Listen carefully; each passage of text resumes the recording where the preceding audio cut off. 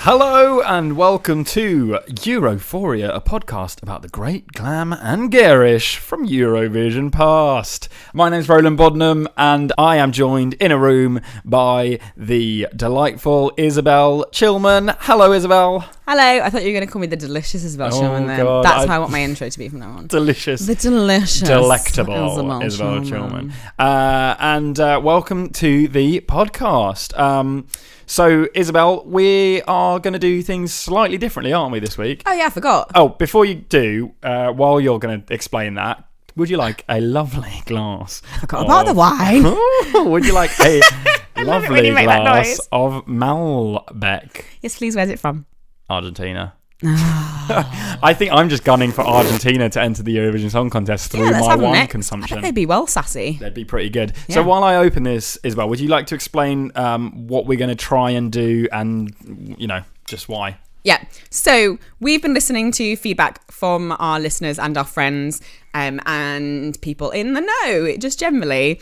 And we've decided that we're going to change things up a little bit. So the feedback we've had is that people love the stories. But that sometimes, especially in a very heavy week, such as episode 4, the stories are a lot to contend with. So they can be quite long and there's a lot of detail and they're great. And on their own, just standalone, it is a great story. So we've decided we're just going to do one story and a song for the foreseeable. Mm-hmm. If we get feedback that actually that's not what is wanted by our listeners, and if we don't like it, we'll go back to 2 stories in a song. Yep. But for now, we're going to make these podcasts a little bit shorter. A little bit more condensed, and actually just be able to let you focus on one truly wonderful story of Eurovision past, week in, week out. And it gives us a little bit more time to sort of dwell on the story and like discuss different bits, because quite a lot of the time I have to leave a fair amount on the cutting room floor when I'm editing it. Oh, and that stuff is gold, as I'm telling you. It's absolute gold. Diamond. So hopefully it means there'll be more back and forth and some more interesting discussion on the story itself. Yeah. And just a little bit more time to dwell on the story. Yeah, just let you enjoy one brilliant story. So we're going to start from this week with that. Yeah. So this week, I am going to do a story, and we're still going to have Roland's song. Of course. Yeah, I wouldn't have it any other way. Neither would I, mate. Before we start, let's just... Here we go. Hold on. Hey! Oh, that was a lovely pop. That was a very clean pop, wasn't it? And let me just get this glass here. Oh, here we go. Lovely glug. Oh, that was a good old glug. Trust a Malbec to have that lovely glug. There you go. Thanks, matey. And I'll just do mine as well. Finish that. Oh, we went through quite a lot of wine in that 2 pours. So, if you didn't listen to our extra bonus podcast on Monday, I would recommend going back over that.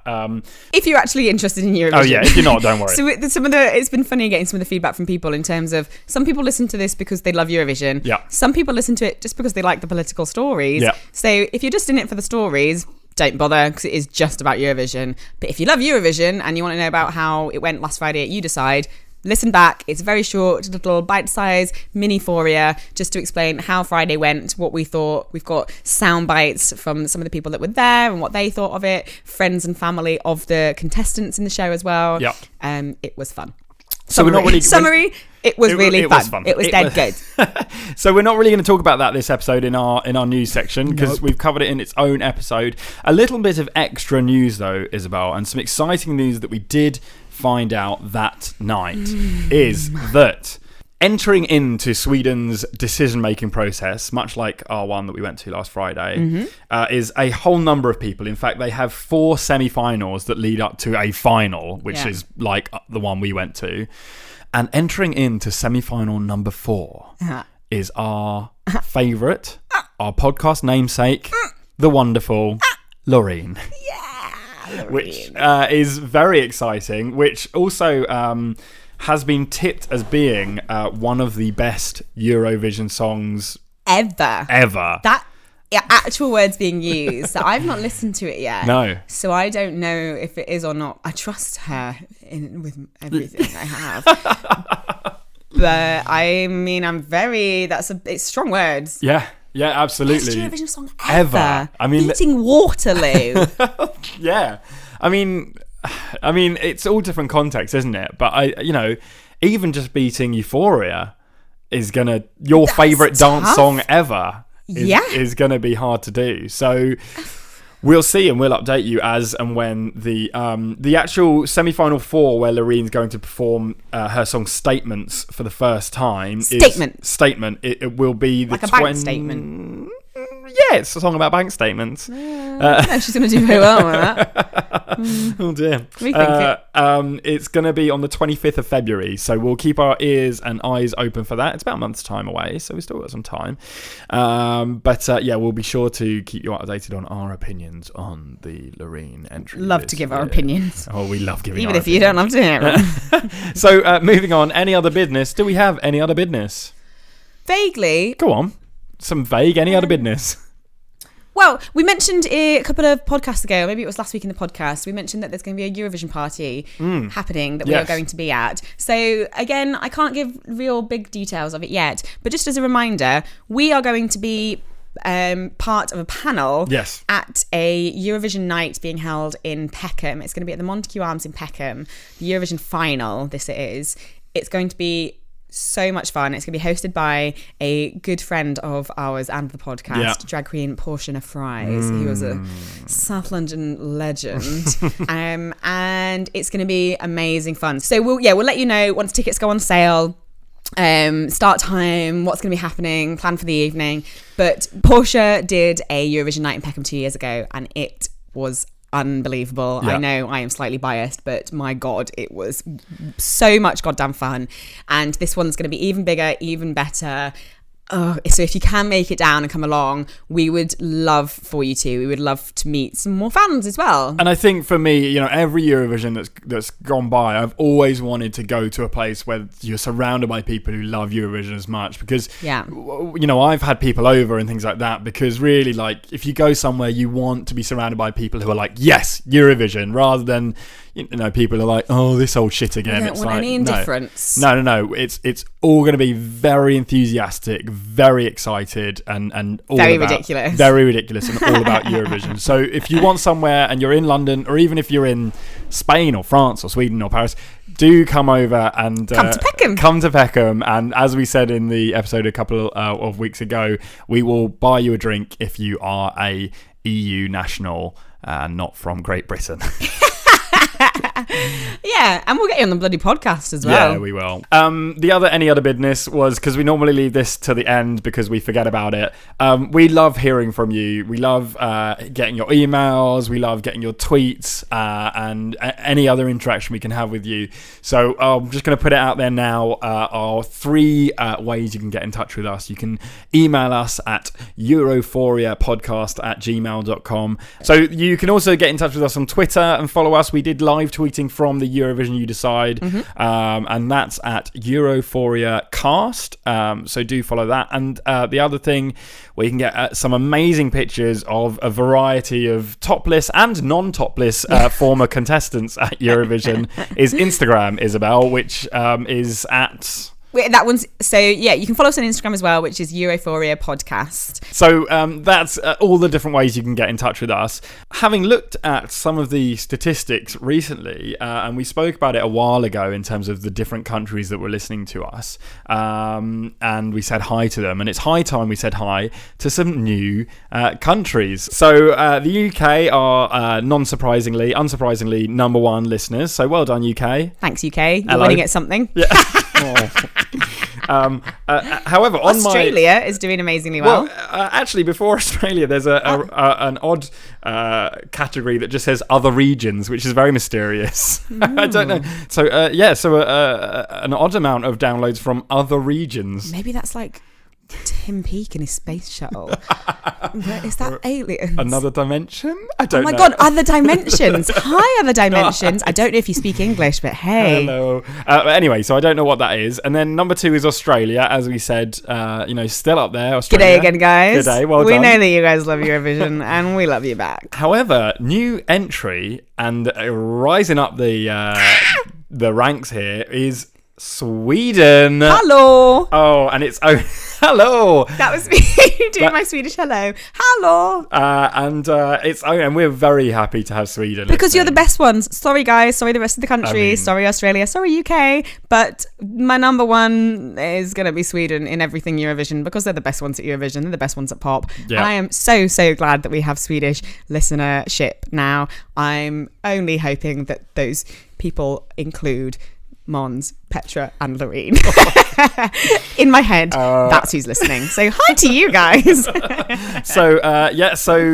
Hello Sweden, and thank you for listening, and please do share thank it you around. Everyone for listening. I think we've done our news and we've done our any other business. Yep. And this is quite exciting because this is Should we just change it to Eddie the business? Because that's I always keep I do the same thing. It's really hard. Eddie the I don't business. know how I said it the first time round so easily. business. Because I always say Eddie any Sounds like we got blocked noses. Eddie It'll be a noise. You get what it is. Maybe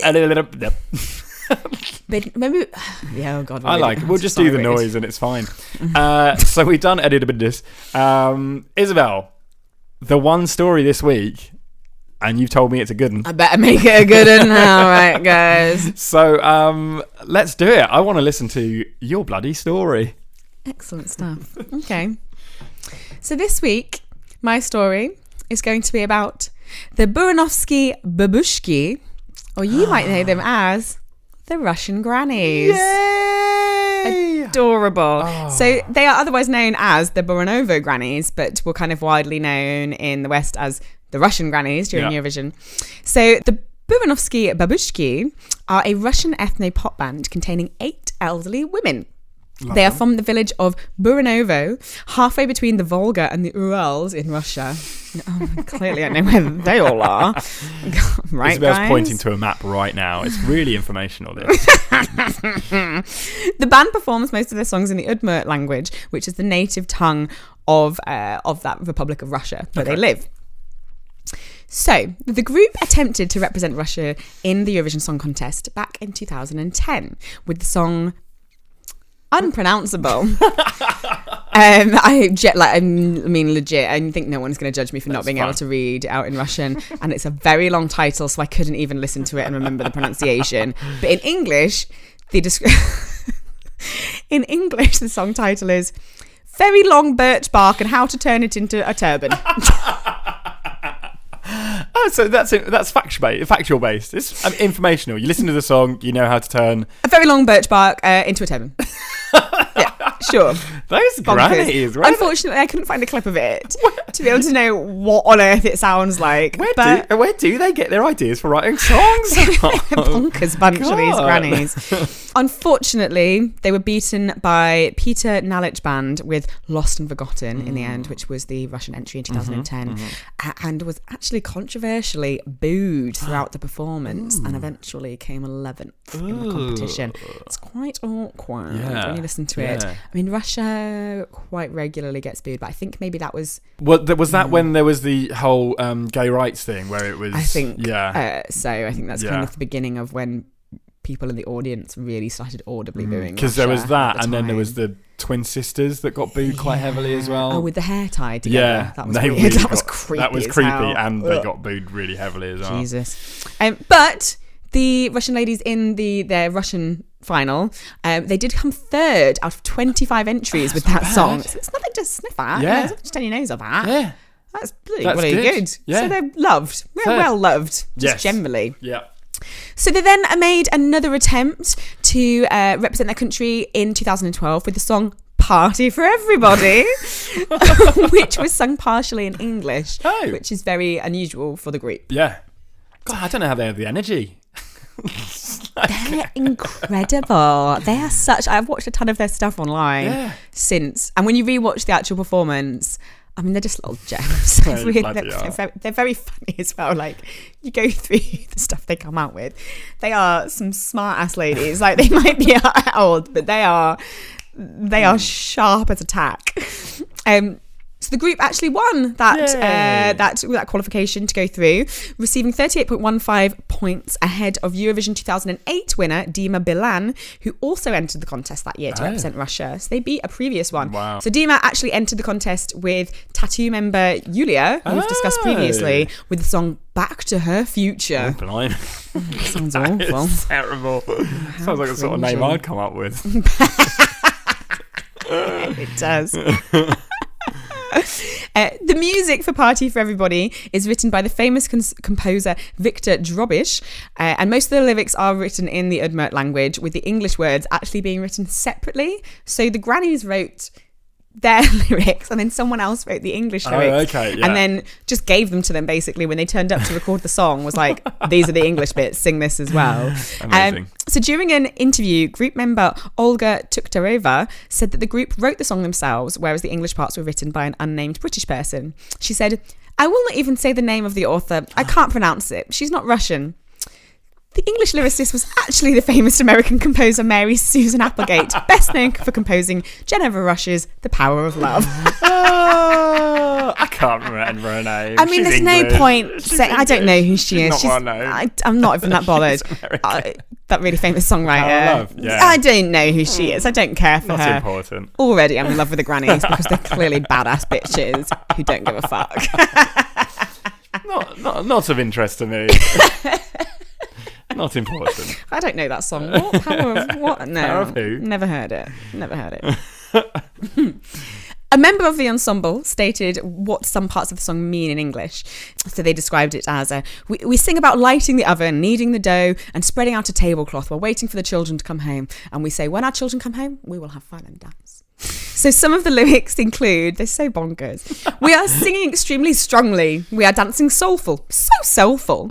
We are singing extremely strongly because we are together. And my cat is happy. And my dog is happy. The happiness is overflowing.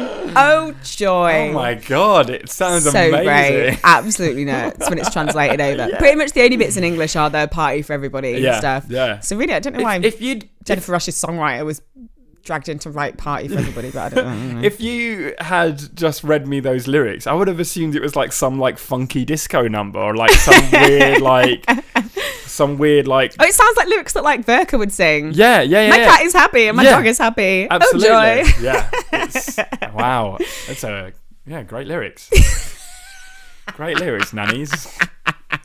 But we do have a clip of it to play now. God, so we'll have a little listen to their final, to their performance at Eurovision final of the song.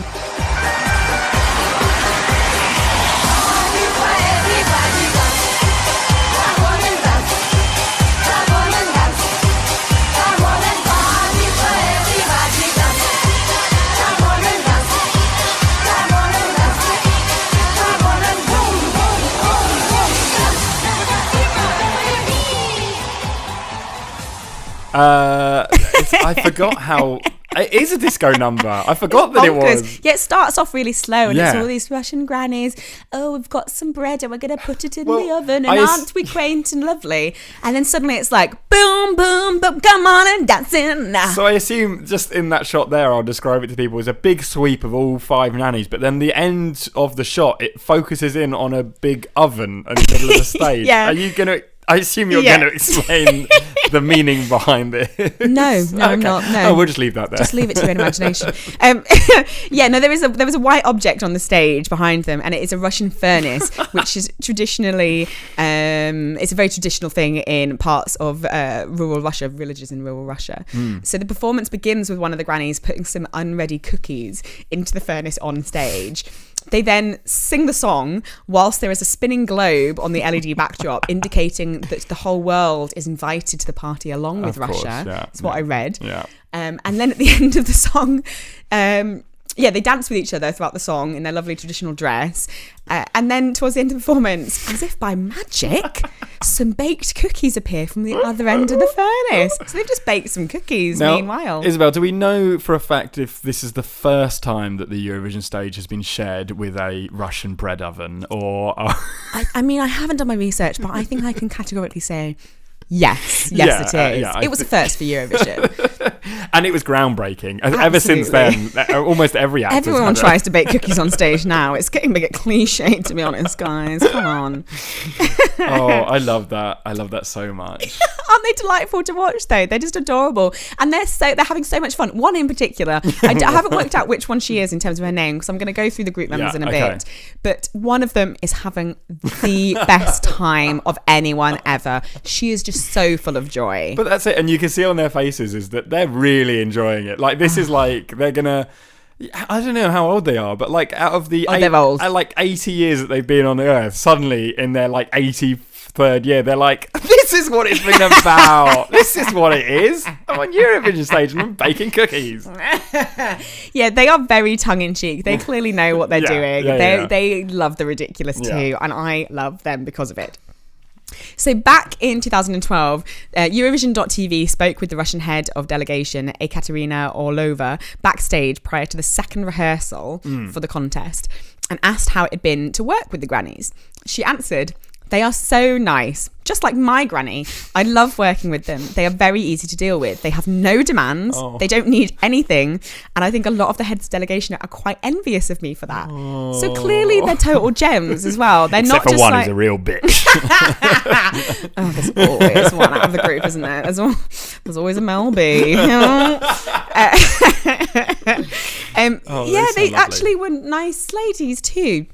And if to prove this point, so during the pre-show press conference, the Babushki were asked if they think that Russia could win the Eurovision Song Contest this year. But they said, to win is not the most important thing to us. It's the participation. When asked about what they were missing most about home, the overall answer was their farm. And when...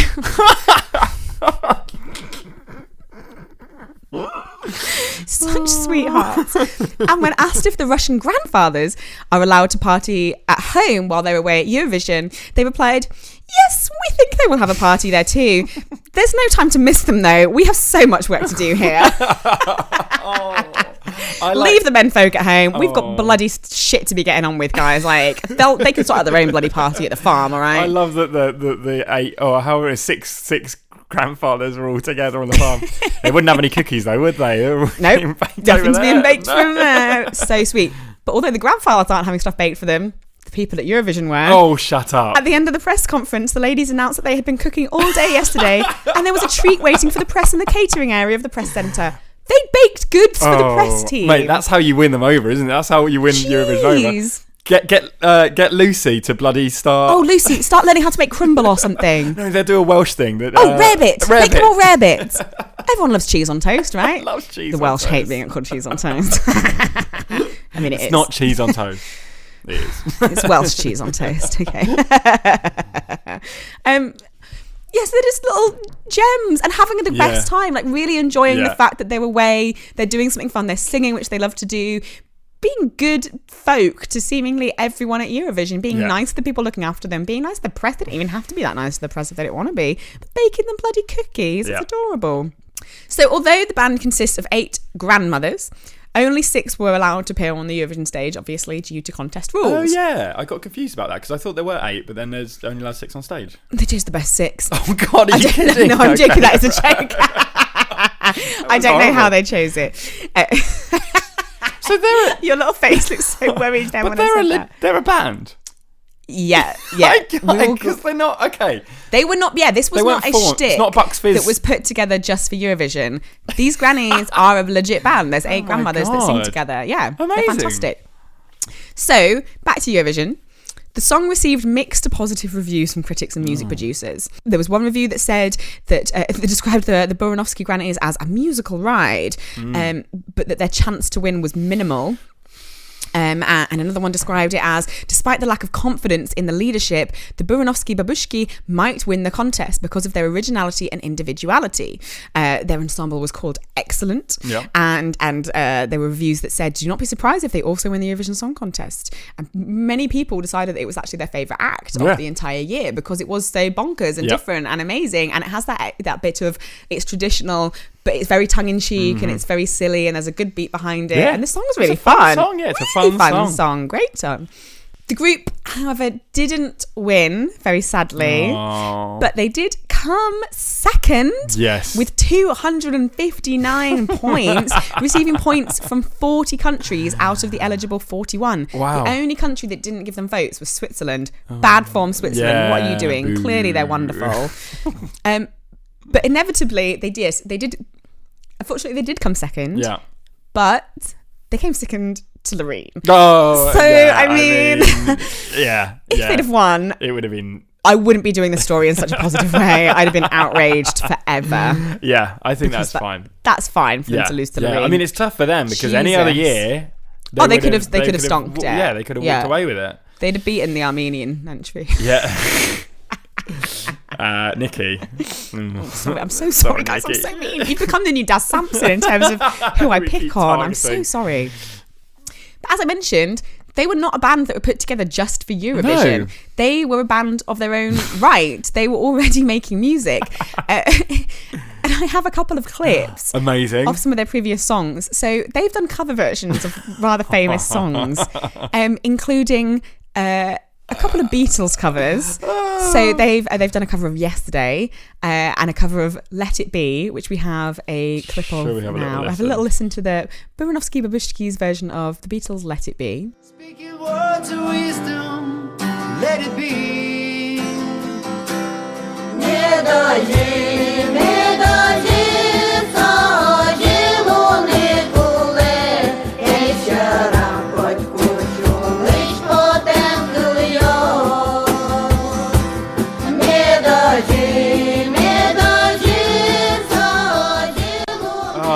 Adorable. That is beautiful. How adorable is that? It's really adorable. I didn't realise they were going to sing it in their own language as well. Yeah, that's what I mean. Their Eurovision entry was basically their only song that they actually sing in English as part of it. They normally sing in Udmurt. They don't sing in English in their songs. I imagine it's quite challenging to translate English to Russian and still have it fit into the syllable count of... That's why I played Let It Be rather than Yesterday. Does because that not Yesterday work so well? It's tough to tell that it's Yesterday. It's difficult to tell it's that song. Whereas this one, it was a lot clearer that you can hear. Yeah. I think this one partly helps that there is that clear backing track and there is an English singer as part of it as well that does the intro to it and then they do the chorus. Yeah. Wow. Well, I never thought I'd heard Let It Be sung by a group of 8 Russian OEPs, but that's something new every day, isn't it? I guess. They also did cover versions of Smoke on the Water. Fuck off. Honestly. And we're going to play another little clip for you now of the Russian Grannies version of Hotel California. Oh, Jesus Christ. All right, I want to hear this. See how they fit the syllables into this one.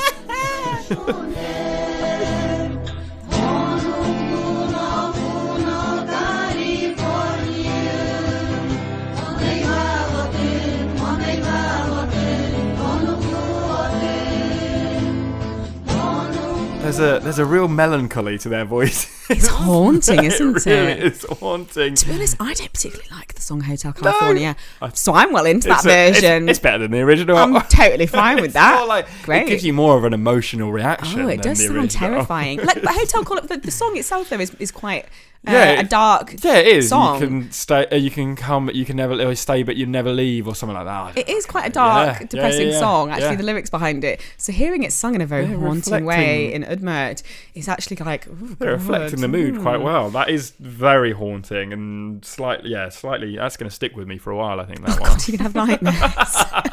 Just the soundtrack to nightmares. Slow down. Yeah. God, don't do it. Oh, I'm getting shivers already. But I also think that shows that they are definitely in on the joke. Yeah. They're covering the Beatles and Hotel California. Yeah. They are funny, silly women. They are. They know what they're doing. They're good eggs. Bloody great, aren't they? They great eggs? They're bloody great. We'll go through a few of the members though. Okay, brilliant. Let's all of the members actually. Let's get to know the Buranoskiye Babushki. So we're starting off with Gronya. So actually we'll go through the first 6 I'm going to name are the ones that were actually in the Eurovision Song Contest. Yeah. So there was Gronya, born in 1949, Galina, born in 1938, Natalia, born in 1935, Valentina, born in 1935, 1937. Olga, 1968. So she's the youngest of the grannies. Yeah, she's quite young. Way. She's like 30. She's a young, hot granny. Jesus Christ, yeah. Sassy. Well, it does, whenever they're referred to as the grannies is always in inverted commas. They're not because necessarily grandmothers. No, they're just older women. Yeah. Yes. Which is actually kind of anti-feminist and awful. I'm thinking about this. Fuck, this is horrible. What am I doing? They play the part. Role. They love it. Yeah. Yekaterina, who's born in 1937. So those are the six that were in the Eurovision Song Contest. So they have two other members, which is Alevtina, born in 1958, so another young'un, and Zoya, born in 1940. There was another member of the group, Yelizaveta, who unfortunately died on the 13th of January 2014, aged 87. So she had a good innings. Yeah, she really did. So there was another member of the band, but sadly no longer with us. What a way to live out your last few years, though, as part of the Babushka band. Yeah, so she was alive when they went to Eurovision and she saw her group come second, which is fantastic. And as if you couldn't love the bloody Russian Grannies anymore. Now? The group said in 2012 that any cash raised from Eurovision would be used to build a church in Buranovo. So they're not in it for the money. They're not in it for the money, are they? Grandmother Olga told Vesti News, "Grandmothers do not need glory and wealth. She said building the village church was their only goal." Could these women get any bloody better? I want to be a Babushka grandma. Roland knows what he wants to be when he grows up. I want to be a Russian granny. What a nice bunch of women. Lovely. In 2010, the group started a fund for the rebuilding of Trinity Church in Buranovo, and all of the group's income is donated into this fund. So the Trinity Church was originally built of stone in 1865, but was closed in September 1939 by the Soviet administration and then demolished. Oh, fuck. I know. We've spoken about the Soviet administration before, haven't we? They're not, I mean, we're not their biggest fans. I don't think many people No, and not if they bloody knock down my Babushki's church. None of that, mate. I'm having none of that. Don't mess with them. Yeah. And the present wooden church that they have was in a very poor condition. Yeah. So the brick structure of the Holy Trinity Church had been completed so the last information I could find on this was from 2 years ago. Well, just over 2 years. It was from 2014. But the last update was that the brick structure of the Holy Trinity Church had been completed. Outside walls are white concrete and the roof is green metal. Lovely. I hope that as part of this is that at each... at every service at the end, instead of a hymn, they have to sing the Eurovision. They sing Hotel California. Yeah, that or Party for Everybody. I could see, that whole congregation. Come on, let's dance in. Come on, let's dance in. Yeah. For the next 100 years, and they'll look back and say, hell yeah. And those women are going to live for another 100 years, I'm telling you. They are made of good stock. The kids at the church in 100 years. Why do we sing this song at the end of every service? Well, my child, let me tell you They just need to play this podcast. That's all they need to do. Yes, love it. Yeah, I'll give you a glass. Yeah, love. I'll give you a topper. Ooh, there you go. Lovely. Yeah, and as mentioned, as of 2014, that was the last time I could get an update on the church. The interior was still under construction. But a stone monument was placed near the church, which has a plaque that reads, in Russian, "By the grace of God and hard labour of the music group Buranoskiye Grandmothers, on this place will be built a temple to honour the Holy Trinity." Oh, bloody hell. They don't need fame or money, but a monument's all right. That was in the deal. We don't need glory. We don't need wealth. But we want a fucking monument, guys, okay? Make that sure it's there forever so everyone bloody knows we built this church. I bet they do actually build it as well. Oh, no, I bet they're on do. hands and knees every day. They look like they can. They're strong women. They're my icons. I really hope that they build life-size statues of them as well, especially the one with the really smiley face. She's lovely. I like to think she's Olga, the really sassy one. Yeah, I would hope so. She looks sassy. She does look sassy. So that is the story of the Russian Grannies, who are now, I mean, I loved them anyway when they were in Eurovision, but now I know more about them. I legit am in love with them. I think they are such strong, amazing women. Clearly understand the joke of Eurovision. Clearly understand the joke of what they're doing and what they're up to, but love it at the same time. Love their village. Love their language. Love life. I don't know, just love everyone and have lots of love to give, and gave it through Eurovision, are giving it through their village all the time, and then can still have time to make like sassy ass comments about the hubbies left at home and bake cookies for the press team. That is the dream retirement, isn't it? It's just like, I think that's what I'll do. Like, I already bloody do a song a week now. Like, when I retire, I'm just going to be like, I'll just fucking do all the songs. Just spend every day just doing like ridiculous songs. Do you think they take requests for songs they can learn? Because I'd love to hear them do a bit of Girls Aloud. Oh my God. Just get them to cover Euphoria. Udmurt version of Love Machine. Right? Anyone? That would, you in? I'm in. Yeah, that would be amazing. Yeah. Girls Aloud. Or I can't speak French. But you know when the Girls Aloud did a version that was in French? Yeah. What if they changed it to like, I can't speak Udmurt? And they do it in Udmurt. I'd be all over that. Nan's Allowed. Nan's Allowed! We've got it. We're getting them involved. And we'll find their contact details. I feel like Simon Cowell. You're Louis. Mate. I mean, at least say that I'm like... Danny. I mean, I know... Oh, God, no, she's awful Sharon. as well. I'll take Sharon. She's bonkers, but she's at least the best kind of bonkers. It's true. Christ, Louis. Not having that.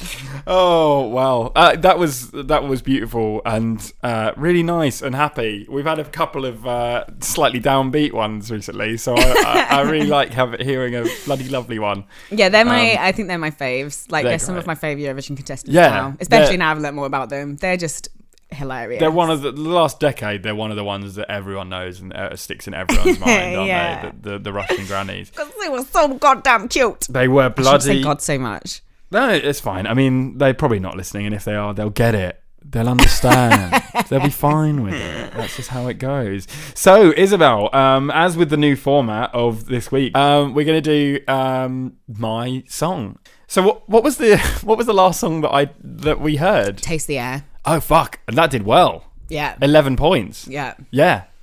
Really into it. The best one so far. Yeah. I mean, I'm now slightly thinking maybe actually... Don't go back. The first United We Dance, Divided We Fall is... I still think... But no, I think I was right. United We Dance, Divided We Fall is my favourite. But in terms of a Eurovision context, Taste the Air would have done best. Yeah. Okay, so this song is... it's a nice, happy, positive one. Probably slightly influenced by... No, I'm not even going to say anything. So it's called... this song is called... The Colours of the World. I already want to vomit. Yeah, you're going to want it. Wasn't that United Colours of Benetton's slogan for a while? Anyway, this is, get ready to grab that sick bag. This is The Colours of the World.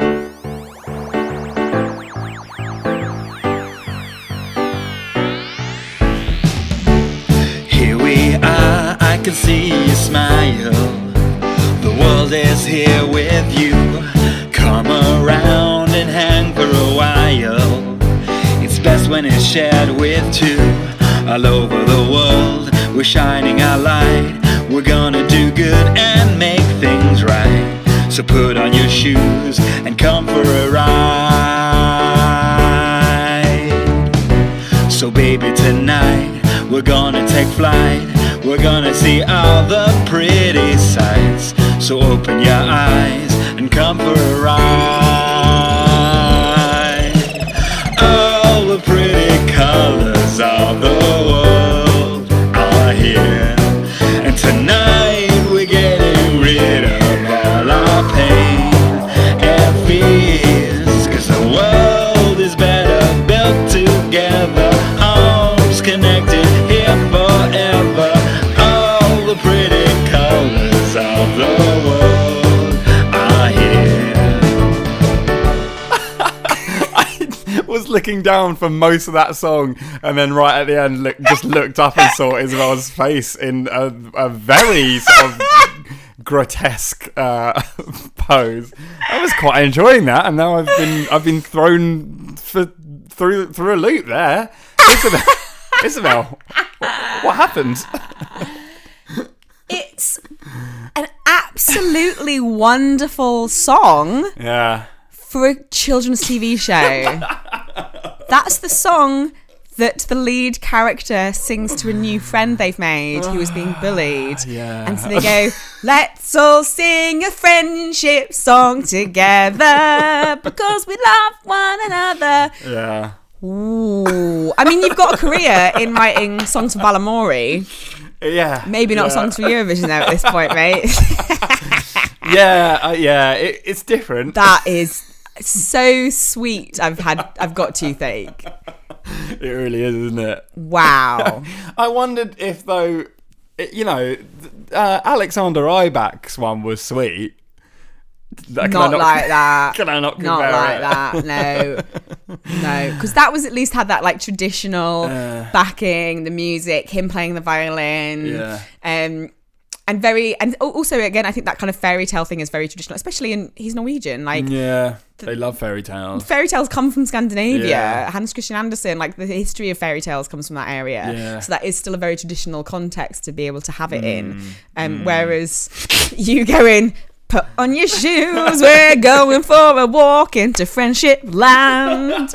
We're gonna high five all the trees. Like, the thing is like when I started writing one, it sort of goes in a direction and I can't really move off that trajectory. So it started with a nice bit of piano. Yeah. I think it's because I watched La La Land and they do it. It's very musical theatre-y. It's very like that. Yeah, it is. And it sent me in that direction, and I couldn't bloody go away from it. I couldn't move out of that direction. Okay, well, it's good you got it out of the system because now you can make sure to never do that again. Go back to normal Eurovision songs. Yeah, no, I think I needed. It was that was a fantastic kids TV show / musical theatre song to do about love and friendship.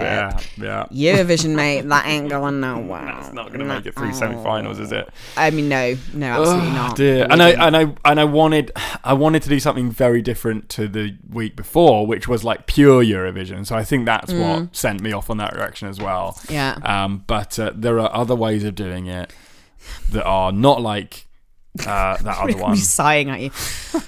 You'll learn one day. Jesus Christ. So, well, I guess, Isobel, let us come up with a score for The Colours of the World.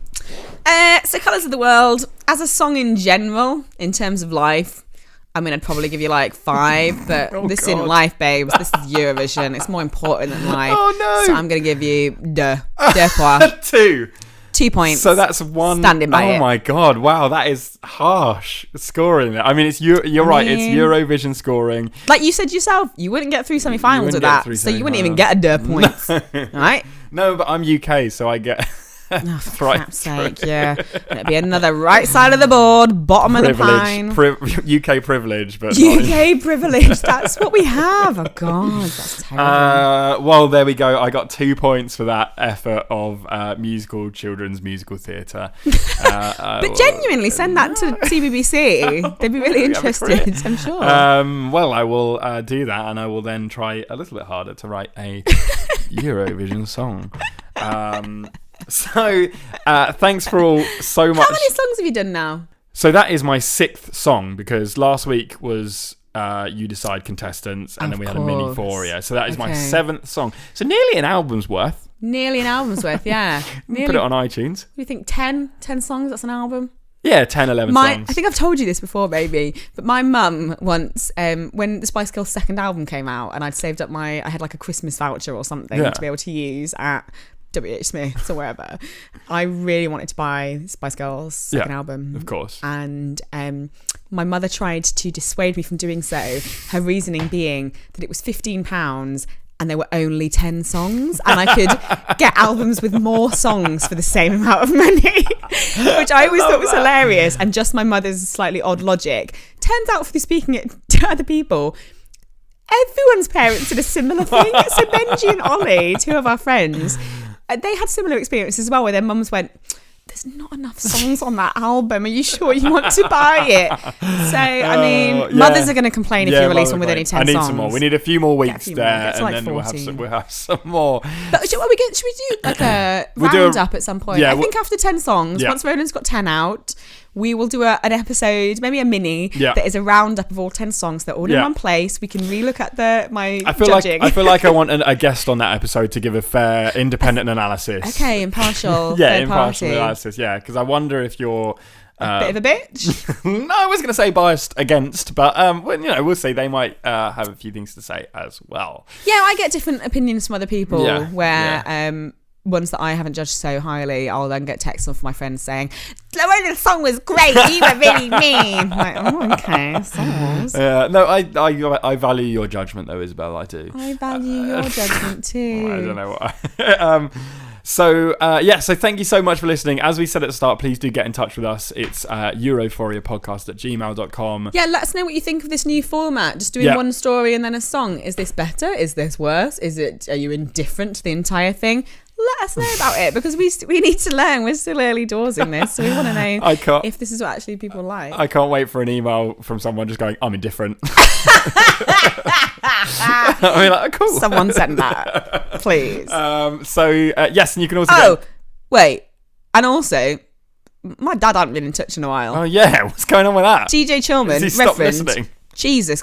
Actually, Jesus. Come on. The Reverend. The Reverend's not got in touch in a little bit. I don't know what he's up to. I feel like this isn't the best medium for you to get in contact with him. Well, it's going to be the only one. You know what? I'm putting it out there. Dad, I'm not texting you. Until you listen to the podcast. So until you hear this podcast and know that I've said it, he's going to wonder. You're breaking up the family right now, Father, okay? Do you understand this? Oh, jeez. Okay. So, all right. Well, please do email me, because otherwise I feel like there's going to be a family breakup.